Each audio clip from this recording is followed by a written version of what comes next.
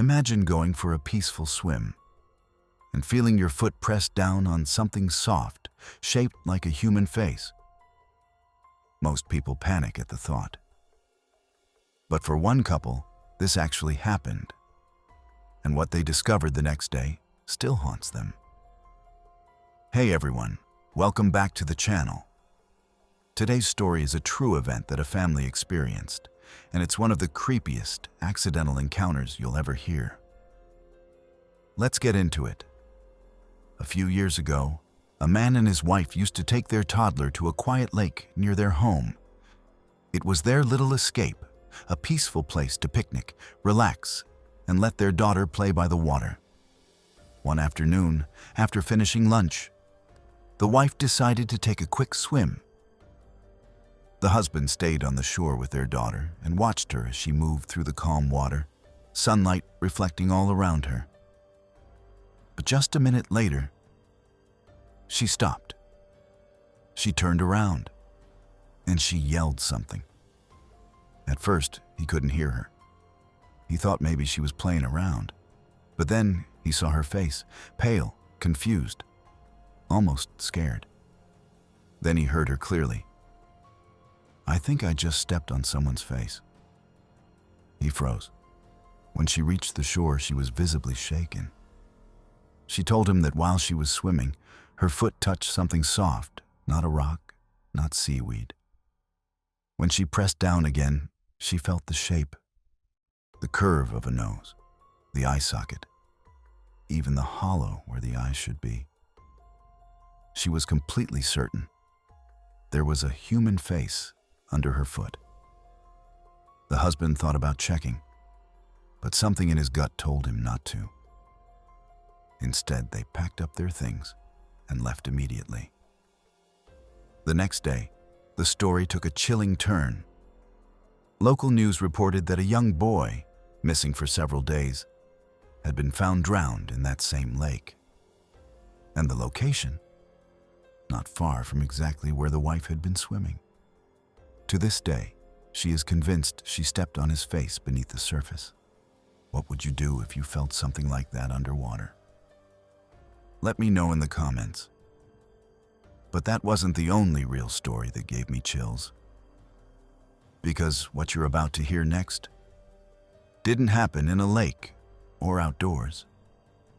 It happened inside a massive luxury mansion, one that people pay thousands of dollars a week to stay in.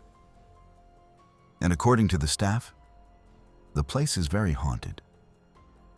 I work as a behavioral health technician, and in September, I started a new job at a luxury drug and alcohol rehab facility. When I say luxury, I mean luxury. The building is a massive mansion that looks like a mix between the Banks house from The Fresh Prince of Bel-Air and a mini White House. It has 3 floors, 13 bedrooms, each with a private bathroom and jacuzzi, 3 living rooms, a commercial kitchen, a ballroom yoga studio, a doctor's office, a huge garden, and even an elevator.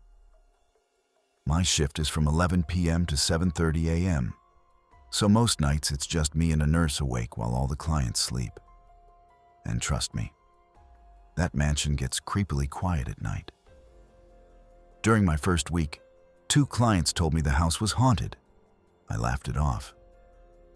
I mean, every old mansion probably has a ghost story, right? Well, a couple weeks later, I wasn't laughing anymore. One night, the nurse suddenly stormed up the stairs yelling at me. She said I scared her by hiding in the pantry. I was confused. I hadn't even left my office. Not only that, but the pantry is always locked. She has the only key. When I told her I wasn't in there, her face went pale. She asked, "You weren't just in the pantry and said, 'knock, knock'?" I told her I wasn't. How could I be? She had the key the whole time. She didn't say another word. She just walked away. 10 minutes later, I went downstairs to check on her and found her on her knees in her office, praying in Punjabi. Oh, that's Kay. At 6 a.m., The chef and handyman arrived for day shift. They asked how our night went. I joked. Casper scared the nurse in the pantry.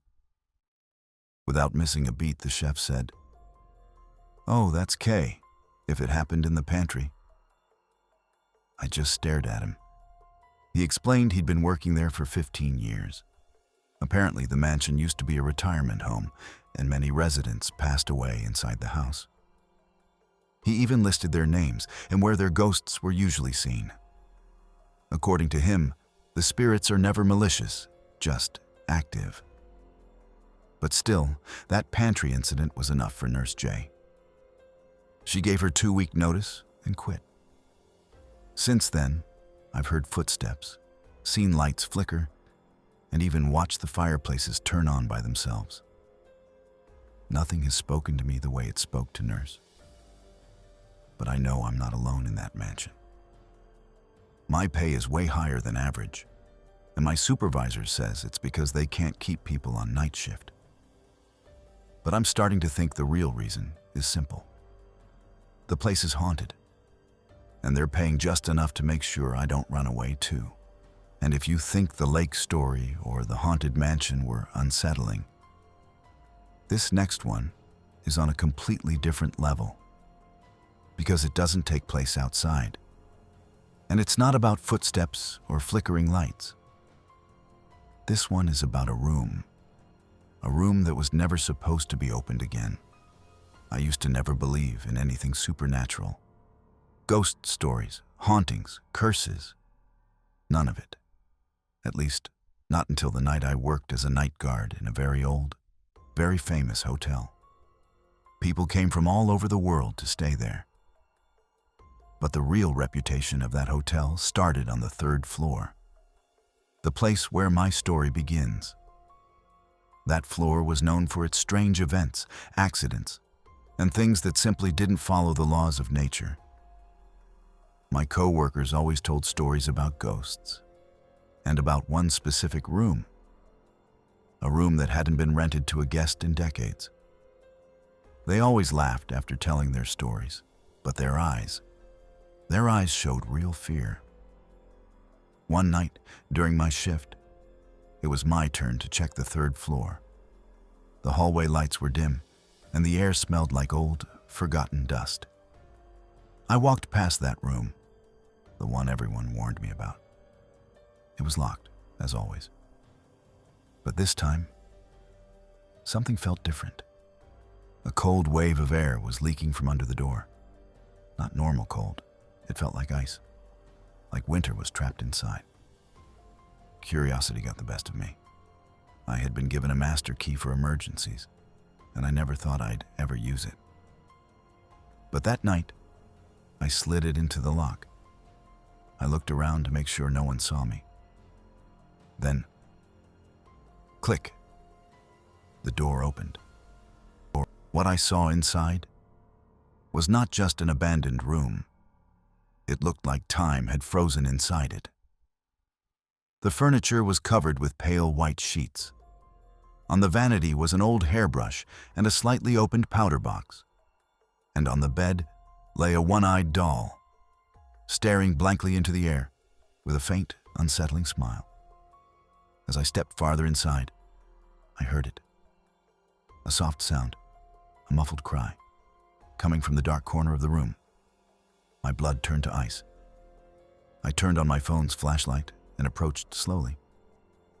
There was nothing there, but the moment I turned my back, the sound came again. Closer, almost right behind me. I spun around and saw a shadow dart across the room, impossibly fast. My legs locked in place. Then, the doll on the bed began to move, slowly, its head turning, its one eye fixing directly on me. And then it spoke. "You shouldn't have entered this room." I screamed and fell backward. I tried to crawl away, not taking my eyes off the doll. As I crawled, I suddenly felt a hand, a cold, freezing hand, grab my ankle. The touch was like it came straight from a grave. I looked down, nothing was there, but the pressure increased, like something invisible was dragging me down. I tried to shout, but no sound came out. Black spots filled my vision as I felt myself being pulled toward the floor, toward the darkness. With the last bit of strength I had left, I kicked free, jumped up, and ran. I slammed the door shut, locked it, and sprinted down the stairs without looking back. When I reached the security office, I was shaking so badly that my coworker asked, "Did you see a ghost or something?" All I could do was nod. That same night, I handed in my resignation, and from that day on, I stopped believing that the supernatural was just a story. If you enjoyed these stories and want more real-life encounters that will send chills down your spine, make sure to like, comment, and subscribe.